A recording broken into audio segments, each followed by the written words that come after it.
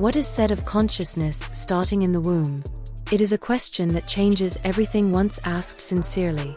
If consciousness begins before birth, then awareness is not something that flickers into being with a first breath.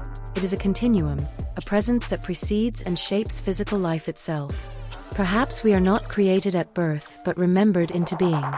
Modern discourse often begins too late. We speak about morality, education, and progress as if consciousness only matters after the mind can reason.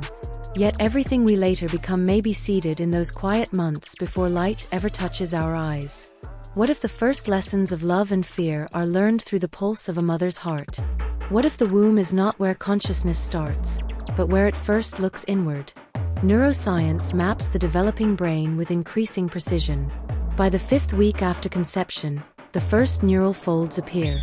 By the 20th, the brain's architecture begins to organize into the recognizable pattern of a human cortex.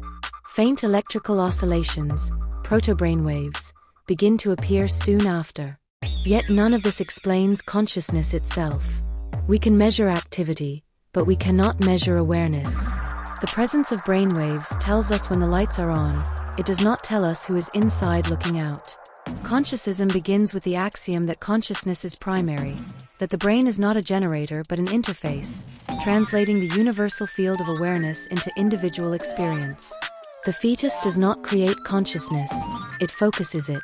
As a lens gathers sunlight, the forming brain channels the infinite into the finite. Consciousness does not begin in the womb, it enters through it. The womb can be imagined as a bridge rather than a container.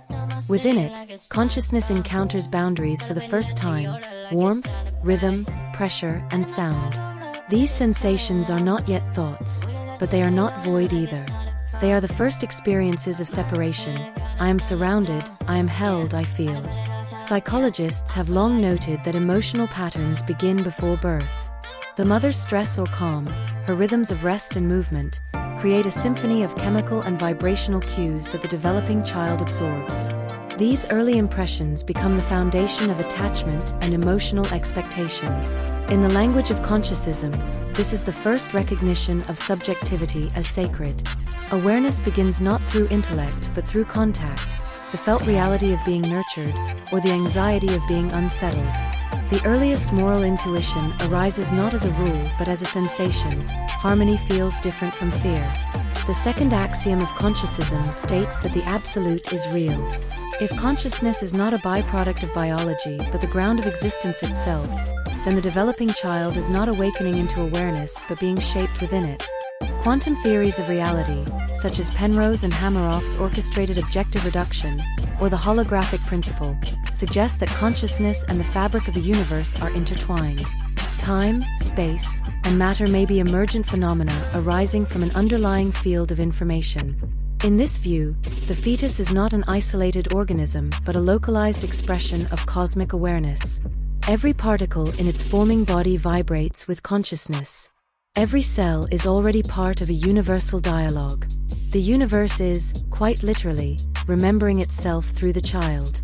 Developmental psychology teaches that attachment precedes language. Long before a child can form words, it learns the emotional structure of the world. A mother's heartbeat, her voice, and her hormonal state create the first lessons in trust and safety. Consciousism interprets this as consciousness beginning its education in contrast. Safety and fear, unity and separation, stillness and agitation, each experience is an early encounter with polarity.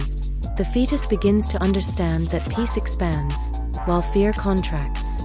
This is the primal architecture of morality, built not on commandments but on vibration. What we call good and evil later in life may trace back to this early perception of harmony versus discord.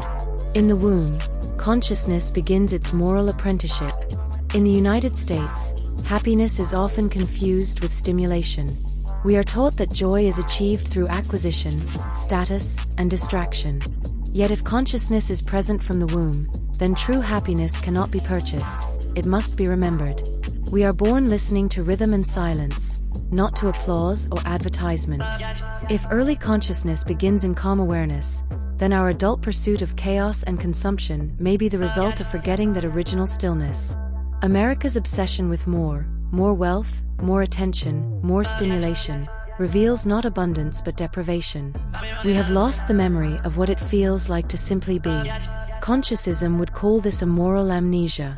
When we forget that consciousness connects us, we stop seeing the sacred in one another. A homeless person becomes invisible. A rival becomes an enemy. We step over one another instead of reaching down. Yet all of us were once the same, a silent awareness waiting to be welcomed into light. If consciousness is primary, then to honor life in the womb is to honor consciousness in all forms. But Consciousism does not moralize in absolutes. It recognizes that the mother, the father, and the unborn are all expressions of the same field of awareness. The ethical question is not which consciousness matters, but how do we care for all consciousnesses involved? In this way, ethics becomes harmonic rather than legalistic. Right and wrong are not decrees, but resonances. The closer an act aligns with unity, the more moral it becomes. The more it divides or diminishes awareness, the more destructive its frequency. This principle reshapes justice itself. A conscious society does not seek retribution, it seeks restoration.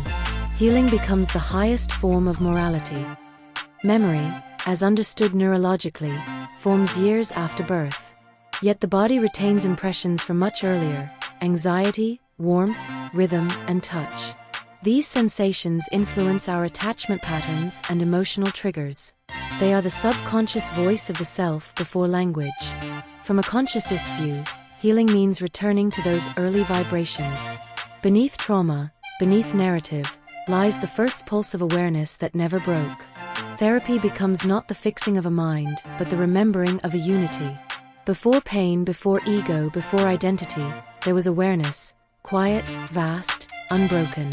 To heal is to reawaken to that truth. If consciousness precedes the brain, then materialism cannot explain our experience. If morality begins before ideology, then politics and religion are both downstream of awareness. And if the absolute is real, then science and spirituality must one day meet, not in opposition, but in reconciliation. Consciousism does not reject science, it expands it. It asks science to include the observer as part of what is observed. The laboratory, like the womb, is a vessel of awareness studying itself. Birth and death are thresholds, not opposites. Consciousness does not ignite at one and extinguish at the other. It unfolds continuously, shifting its focus through matter, memory, and meaning. To know this is to see life as sacred in all stages. The newborn and the dying elder are expressions of the same awareness in different phases of return. The universe is both cradle and grave, and consciousness flows through it unbroken. The absolute is not hidden beyond the stars. It is within the heartbeat, the breath, the pulse of a child before birth. Awareness does not begin, it remembers. And so we return to the first inquiry. What is said of consciousness starting in the womb? Science says it develops.